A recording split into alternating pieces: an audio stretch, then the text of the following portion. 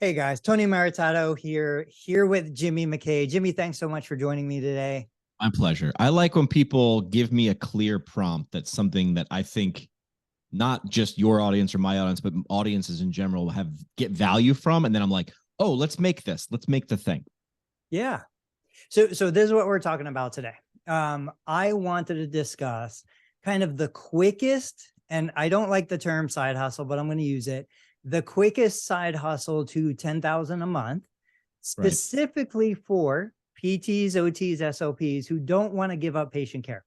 You Right. know, Jimmy, you and I, we deal with a lot of patients. We talk to a lot of clinicians who are treating those patients, and clinicians love what they do. They don't want to give up what they're doing. Like, I could tell a clinician who wants to earn more money, sure, go do something else, go do something that pays more, but that's not what they They want. don't want to do it. Right.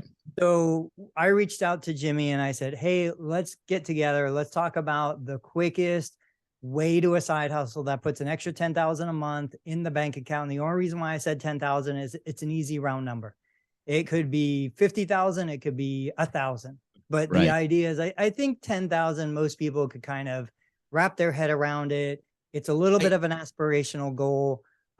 It does change somebody's life to get 120,000 a year without the dependence on patient care, but allows you to have the freedom to treat patients. And of course, Jimmy said, hey, why don't we split it? You come up with 3, I come up with 3. And so that's what we're going to talk about today. I also So think that 10,000 is like close enough to feel achievable, but large enough to say if I got there, it would make a significant change. absolutely. Like, I mean, that was my difference. goal. My goal was 100,000 a year. It was easier for me to round it to 10,000 a month, 120,000 a year. And I think, Jimmy, you've been seeing, like, this year, I started posting my income reports from just digital content. So I'm sharing stuff that's been successful for me. I love to hear your ideas when we get to it. Yeah. We've got some great people on: Victoria, Rafi, Darwin. Darwin is living like a dream life for a lot of people.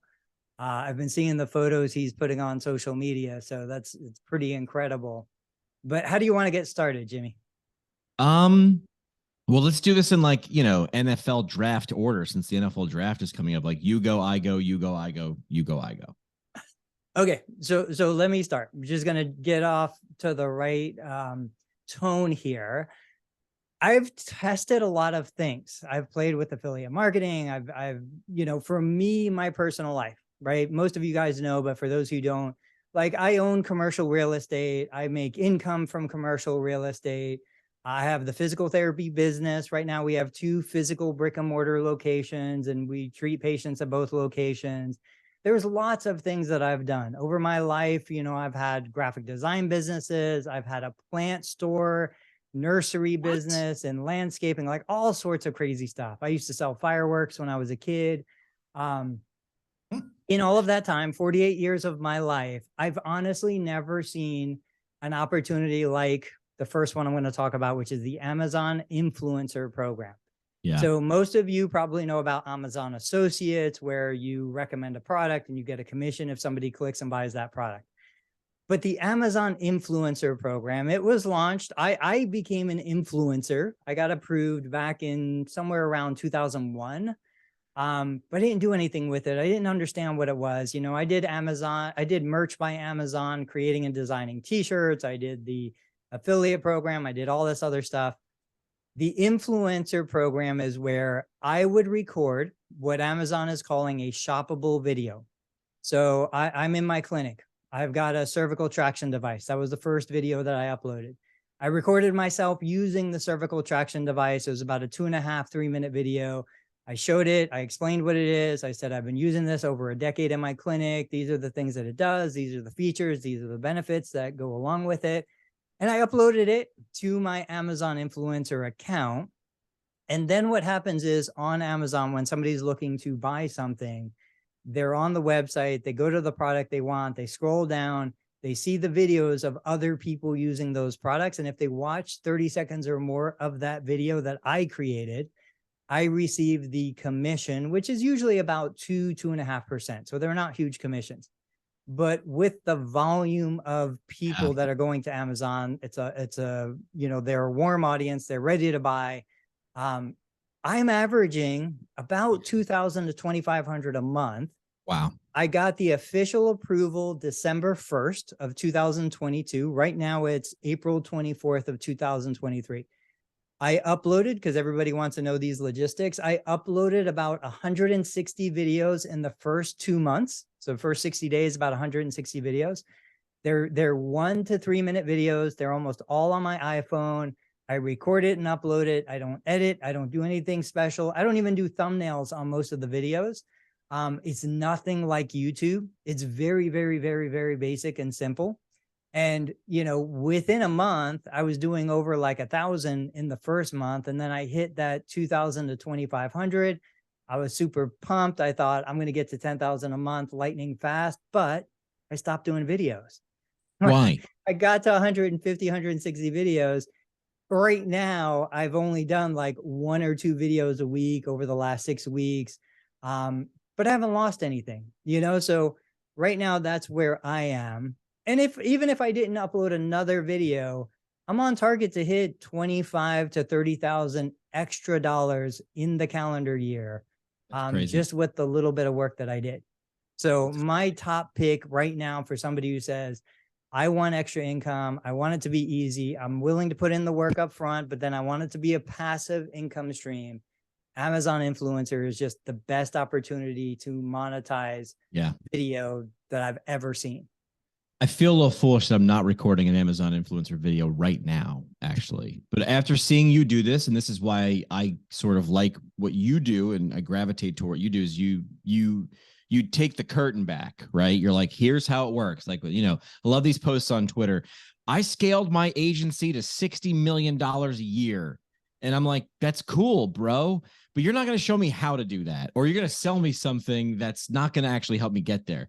And Tony's like, hey, I'm going to show you exactly when I succeed, ... or when something fails. So here's why I love this idea. Well, let me tell you why I hate this idea. I hate affiliate stuff, but not this. And here's why. Most affiliate deals are like, hey, I'll give you 10%. You bring people all the way from Kansas to the beach. And the goal is you only get paid when they get to the beach, right? So you go get them in Kansas and you got to bring them all the way to the beach. And then here's 5%. And it's like, dude, the juice ain't worth the squeeze. And the reason I like this is why I would say no to affiliate marketing. And I say no all the time is I need to get you in the water and you're on the sand. So you made videos of things you already own, you already have, you already use, and what was the average production time in terms of making a video? How long did it take you to say, I'm going to make it a thing about this? How long? Yeah. So I've recorded myself doing it from scratch. I just did one last night. I was in a basketball gym. They had some basketball hoops that were mounted on the walls. And I was like, hey, I'm going to do a video for this. It's literally less than 10 minutes, and 10 minutes is generous for me to identify the product, look the product up on Amazon, grab my phone, hit record, 60 to 90 seconds of record time. Yeah. And then right from there, open the Amazon app, upload it to my Amazon account. Yeah. In this case, I did have to snap a picture for a thumbnail, but it was one picture, no words, no text, nothing else. Like I said, it was less than 10 minutes. The videos that I've shared of me demoing it, it's usually about 2.5 to 3 minutes from start to finish. So this is why I like this thing is you're trying to get Amazon is rewarding you from getting people from the sand to the beach, not from Kansas to the beach. It's too much. True. And the juice isn't worth the squeeze. With most affiliate marketing, I have no problem with this. People are already on the diving board. You're just giving them a reason to jump and you're being rewarded for that. And I'm cool with it. All right. So now it's my turn. Before I get yours, I will say, okay, I'm not against affiliate marketing. I love affiliate marketing. I still make $300 to $500 a month with affiliate marketing, not just the influencer program. I think the reason why you might not like the affiliate marketing is because you don't have the traffic to monetize with affiliate marketing. Correct. Yeah. I mean, so I've got 30, 40, 50,000 page views a month coming. to put a link for a product that I genuinely endorse, that I genuinely use, that I genuinely believe in. And it, as a result, generate 300 to 500 a month for having that out there. It pays me to produce the content that answers the questions for people that are never going to come into my clinic. But I'll get there because I listened to Tony, and I'm going to start doing that, and I am. All right. So I would start, not only that am I cheating, but my first one is not necessarily getting completely away from patient care, but it's doing something I think more people would want to pay for. They'd get a better return on their time. They'd start doing the thing that they actually want to be doing, which is not to be with the PT, but out doing the thing that they want to be doing. And I think it's new because it's easier to do. It's allowed to be, reimbursed in the last couple of years. And it's getting simpler because of technology to be able to track and convert, and that's remote therapeutic monitoring. So RTM codes, we did an episode on this not long ago. I was enthralled. I was like, can it be that simple, right? So remote therapeutic monitoring, I'm not going to give you the entire scoop, right? Because I want you to go watch my, listen to my episode, but I didn't want to get too much into the weeds. But essentially, can you get paid for what you know about what you can tell someone to do to get back to what they're doing, right? Let's say they're with you an hour or 2 hours a week, but there's 168 hours in the week. And we know that repetition, that's just not enough time for change for most people. It's not enough time for change. These codes are billable for you having them follow an HEP. If you can track with your HEP, I'm making a gesture to a cell phone, but not holding a cell phone. If you can computerize and prove that someone interacted with an HEP 16 times a month, pretty much 51% or just over 50% of the month, that is something you can bill. If you have a conversation synchronously, asynchronously, you can bill for these things. So these codes are out there. They exist. They're not like I wish, I hope, I think it should. It exists. And if you pair this with some software that already exists, there's a couple companies that do it. I have a sponsor that pays me to talk about them, but they've kind of solved it. And I like how they solved it. They were an HEP app first. And then they said, oh, if we pair, they were just trying to say, hey, you're a PT. We have an HEP app. Use it, pay us to use it. And that they had some good traction there. But then they were like, if we paired with the PTs, and we took our app, because we're good at apps and you're good at PT stuff. If we made it easy to track the minutes and the exposures and the clicks, this could be billable. So this RTM app from Physiotech, they're the guys that I work with. It pairs right with EMRs. So these things it becomes a workflow, right? These API keys. And it's like these things are now working together. So they've done the math. They're like, listen, our whole ad campaign or their whole ad campaign is, would $290 per patient per quarter be beneficial for your business? Of course, it's rhetorical. Who the hell would say no to that? So that's $97 a month per patient. So your challenge, Tony, was like $10K a month. If you wanted to get to $10K a month extra, you'd need 103 people, right, to be monitoring. Now that sounds like a lot, but if you're providing a great service, look at how many fitness coaches are out there doing this, right? But I'm a doctor of physical therapy. Great. As long as you're providing a service that helps me run, lift, just be how I want, and it's billable, right? Now, there are some rules, like with RTM, right? But when you look into them, if you could scale that, 103 people, difficult on the first day, but when you got good at communicating the value, could you find 103 people that would lead to an extra 10K a month? That's 120 grand a year. That's a job. That's a salary. That's a lot. That's more than a lot of people I know making. So 103 people, $97 a month would lead to 10K for remote therapeutic monitoring. That's my number one. You know what I wonder with that? So I know multiple people that are doing 2,000 to 3,000 a month right now with remote therapeutic monitoring. I don't do it, but I know people who are doing it, and they're ecstatic about it. I don't know enough about the regulations and the guidelines. I haven't sat through the content, but I have to think that there's an opportunity there where if I was a therapist sitting here, I know there's a lot of therapists out there that aren't necessarily working where they want to work, doing what they want to do, but they have the knowledge base, they have the skill set. I just wonder if I could, as me, the practice owner, delegate out to a contracted therapist to say, hey, I want you to handle the RTM for my practice. So go ahead. That's what our guest does. He's essentially the quarterback of their RTM. Like, it's insane. So yes. Yeah. So even if you didn't want to be involved in the patient care, but you can come in, leverage your knowledge of patient care. You can step in and say, manage RTM for 10, 20, 30 other practices, and then split the revenue, obviously, or charge a contract fee or however you do it. You become the RTM expert. Correct. And then bring it into those practices like mine that I just don't want to learn something new. I don't want to mess with new technology. I'm still on a paper documentation system. Correct. So like that's where it cost me nothing. And correct. You're bringing value into my practice. It's a no-brainer. On minute one, you're winning. Right. I mean, if you were enterprising and you wanted to make this your business, right? So now you're the PT, right? You want to talk about the 4 levels of value, right? The first level of value is implementation. Implementation, I just told you, if you wanted to implement this and get 10 grand a month, you would need 103 people as your remote to monitor. Now, if you go one level up and you're coordinating, and now you have PTs under you that are like, I just want to do PT things. And you're like, cool, I want to help you do those PT things. I will do the RTM things, you do the PT things, and when we come together, we're like Voltron, this mega stronger thing, right? Now we're more powerful. You do what you want to do, I do what I want to do, I do the thing I'm good at, you do the thing you're good at, and we're better because of it. Period. End of story.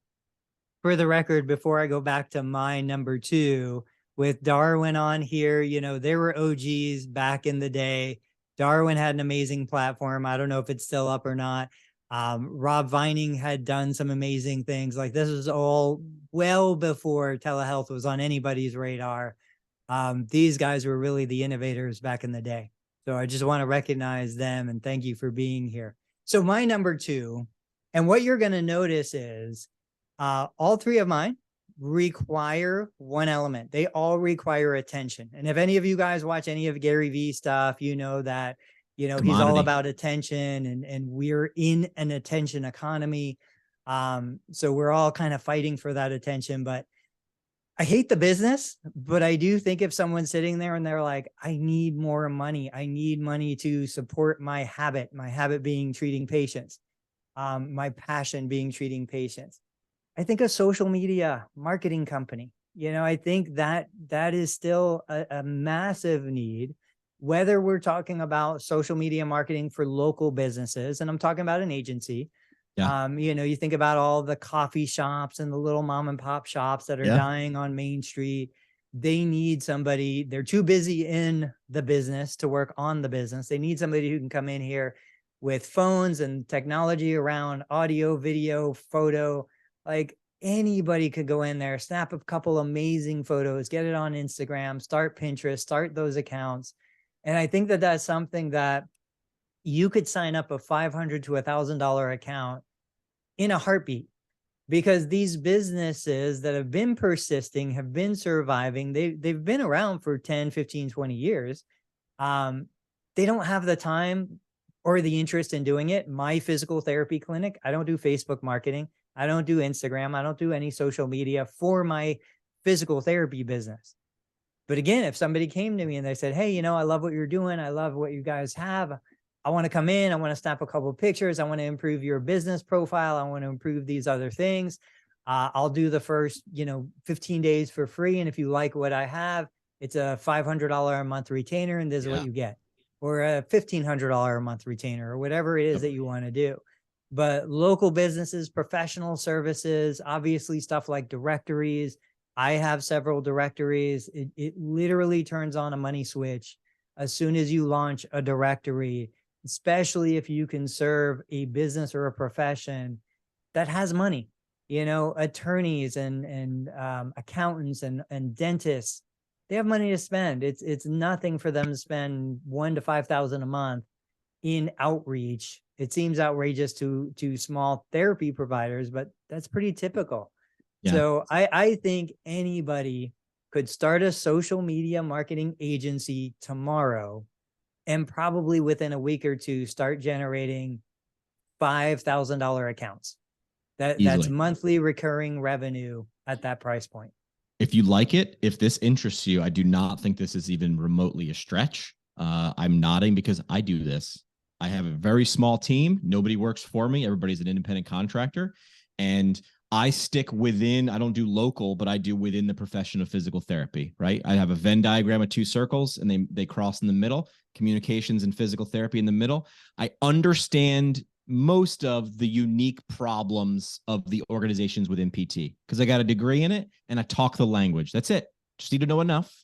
And then, oh, by the way, I have this background in communications that helps me, but you do not need to have a degree. You do not need to have run radio stations for 15 years.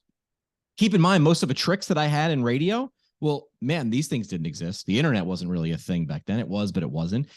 But the principles are the same, and you can learn those principles. You pick up a great book. If really the deciding factor for me, do you like this sort of thing?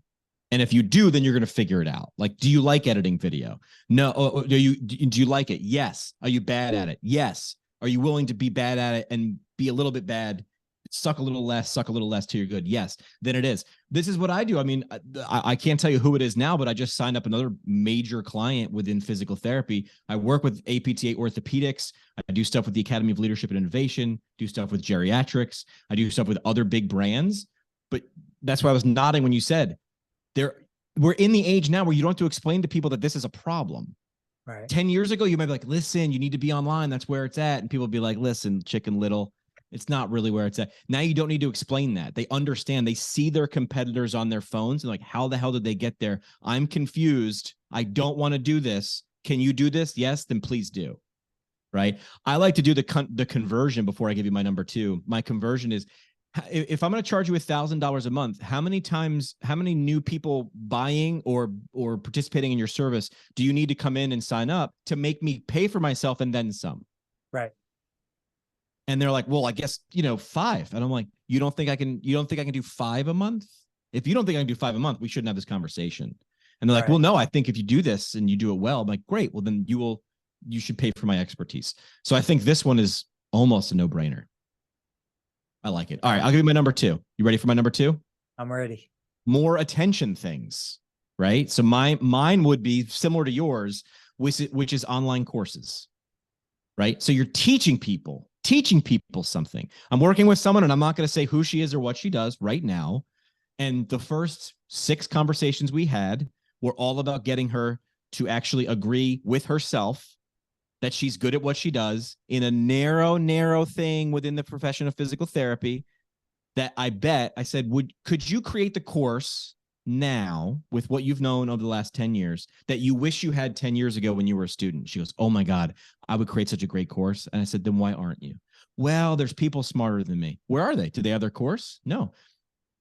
I did take a 3-day course in Baltimore a few years ago. And I'm like, how did it go? Horrible. It was so boring. It was dry. She read slides. Great. Go to that course in your mind and redo every lesson now. Because now you know the content because you lived it. And now you know what the roadblocks of what was dense and dry as toast. Make it not that. Literally, anytime she did something, do the opposite. And can you teach? So we did the math, right? Online courses on average they're $70, but a lot of online courses are more than that, right? Right. I mean, an hour long. Who's charging $70 an hour to do pretty much anything? The lawn guys. Because do you want to be doing lawn? Super easy to cut a lawn. How hard could it be? Go do it once. Right. And then say you just gave yourself $70. No way. Plus you got to go those right tools, right? So insight and the ability to communicate. Knowledge and the ability to communicate are 2 tools that if you have, the idea is not new. It's not trade time for money too. It can be a little bit. You could do a hybrid, right? Record an online course. It's $300, but I need a little more. Why? Because I have a specific problem that your course, I want to get with you, book a call. There's so many apps right now where you could take a transaction, right? Venmo, PayPal, Calendly. Now we'll be able to do a payment before that person can book the call. So you can offer these add-ons. Would you like fries with that? Is probably one of the greatest sayings that ever led to return on investment, right? McDonald's. Would you like to supersize that? Was their next one. Right. There's an option to supersize. So to me, online courses, create the course once. There was a story recently, I'll find it. A woman, she runs a TikTok account, and now that's her full-time job. She did TikTok about Microsoft Excel. Did you see this one? She teaches Microsoft Excel lessons, super brief. She said she figured out to do an entire course, it would take her 40 hours. Except the problem was keeping her current job and working 5 hours, 1 hour a night, 5 hours a week. She'd never get it done. So she said, I burned 5 vacation days and worked 5 days straight and got it done. No pressure, no diamonds. And that thing squirted out the other side. She left her job, and that's what she does. I have fun all the time now. So to me, the online course, if you're going to go on in it, burn a few vacation days, because now you're paying for it. Those are vacation days. Those are sacred and precious. But I think online courses is a quick way to add an extra 10K. Now, did you discuss what kind of income you were thinking? For who? Her? You were talking to? No, we haven't gotten there yet, because I'm still literally most of my social media stuff and my consulting. I thought it'd be 10% psychology, 90% communications. Other way around. So right now she's saying, I think I'm the person that a lot of people need. Right. But I'm saying, I'm like, put a course out there for $10. Do it for a half hour for $10. And when 100 people buy it, make it 10 minutes longer and double the price. Right. And she was like, can you do that? I was like, you have to do that. Yeah. Yeah. So my number 3 is online courses. There we go. I knew we'd have one that was the same. And content curation. So one of the things, looking at the barriers against somebody putting out an online course. It's, well, I don't know what to do, or I don't have the expertise. Everybody's going to say the same thing. Who's done it? We're all going to say, even if you're just one step ahead of the person who's taking your course, the benefit, the advantage is you understand where that person is. Correct. In 2019, I said, I'm going to produce a Medicare billing course. I had no idea. I had never done anything like that before. I'd always wanted to do it, never did it. I said, I'm going to do it. I was, already in practice for 18 years. I had forgotten so many of the things that a new clinician is struggling with. I mean, they were so far behind me that if somebody who had just started billing Medicare successfully created their course, it would have been the perfect course for the person who has never billed Medicare. Correct. And so you have all of these phases. You just have to be one step in front of the person who's learning from you, as long as you're not trying to position yourself as an expert with 30 years of experience. You're positioning yourself as, hey, I'm learning too. We're going to learn together. I know a little bit more than you, but I can help you through those frustrations. That was for me. Go ahead. That was from the direction of my podcast. I was a student when I started the damn thing. So I knew zero, and I bragged about not knowing nothing, but I said, I'm bold enough to ask the questions, come along. Right. And so talking about money, since you didn't get a chance to share it. That first year, I think I did like $30,000 from a $300 course that I did 6 1-hour modules, recorded them, provided them live. And I think I did like 5 cohorts that year. The next year I raised the price to 500, which is where it's been. And, consistently since 2020, first year, 2019, since 2020, that course is generating roughly 80 to 90,000 a year, basically with me working 9 hours, 9 1-hour modules taught live every month. It's all profit. There's no expense. I don't do any paid ads. All of my advertising is social media. You paid for it already by earning the information and the ability to communicate it. Absolutely. And so when I look at that, a couple questions that people come up with is, well, Tony, you have an audience. Jimmy, you have an audience. I don't have an audience. Okay, so you go where the audience is. And I've shared lots of content about Udemy. So I put how to do PCOS enrollment for therapists on Udemy. I think it's generated a couple $1,000s from the first time I published it to now. I've never had to do anything to it. Udemy does the marketing. Udemy has an audience. Udemy pushes and promotes it. And so that put a little extra money in my pocket. That put gas in the tank for me to move on to bigger things. Yeah. But either you have the audience and maybe you don't have the content. So you curate the content, you go out and you find the best content, you bring it in, you package it in a way that your audience will be able to benefit from it. Or you don't have an audience, you create the content and you go to where the audience is.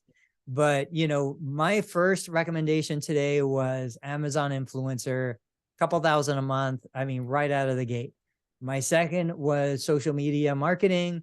I think you can hit a $5,000 a month run rate really easily doing the things that you enjoy doing anyway.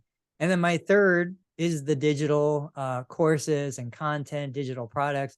I think you can hit 10,000 a month. I think you either go where the audience is or you build the audience and then you supply them what they need.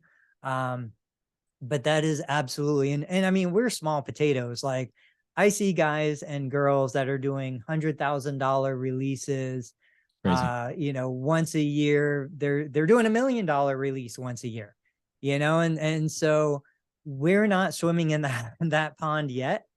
But I can tell you that any individual who sees this, Victoria's here, any of you have such unique, specialized knowledge in your head that if we can just extract it and put it into a format, it doesn't even have to be video. It could be audio only. It could be text. My wife purchased a $250. My wife's an amazing basketball coach. She bought a $250 PDF of basketball drills because she was looking for just one or two new ideas. Do you know who Roberto Blake? You know who Roberto Blake is? Yeah, absolutely. Absolutely.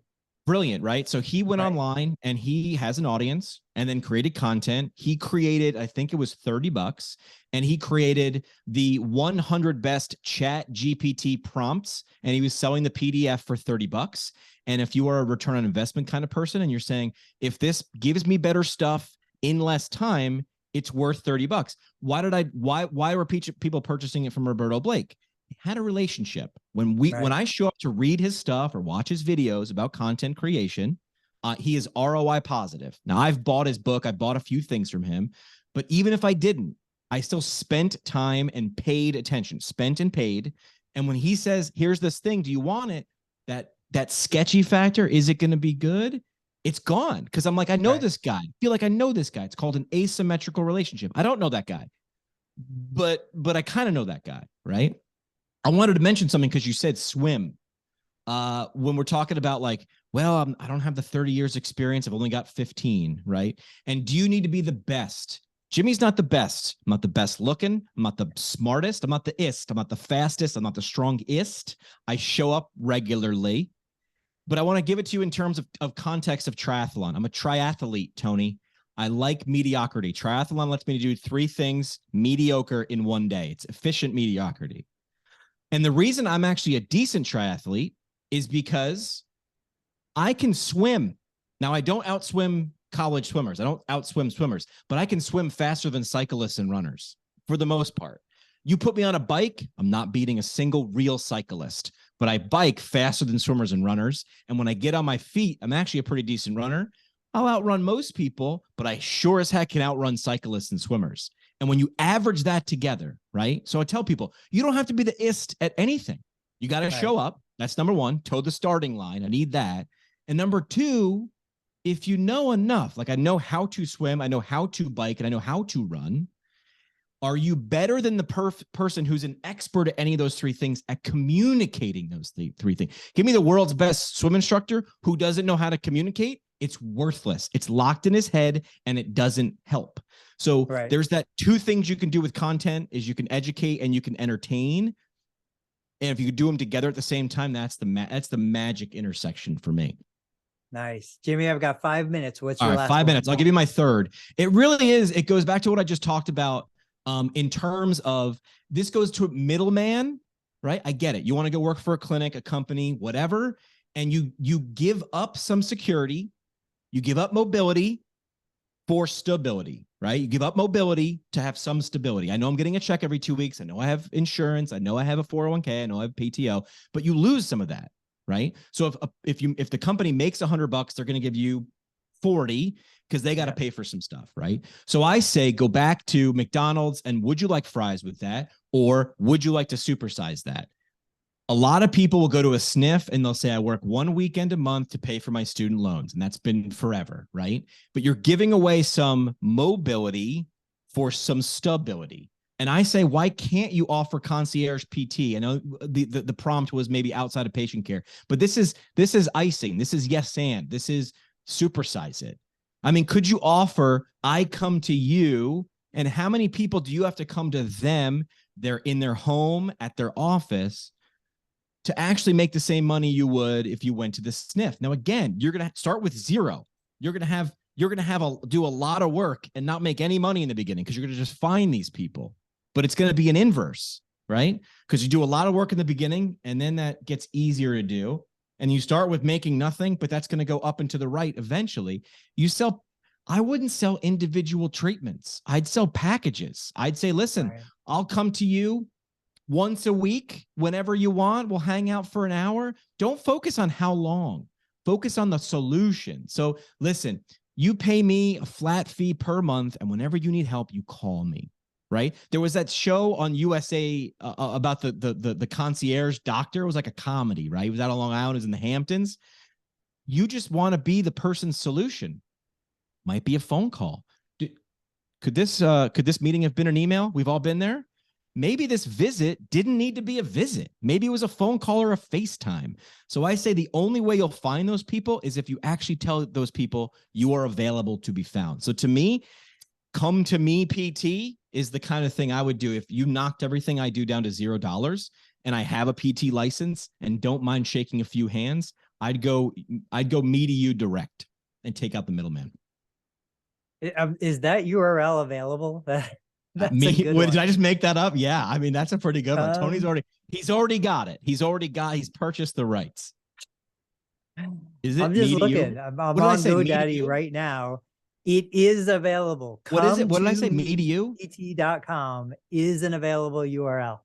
Listen, you're welcome.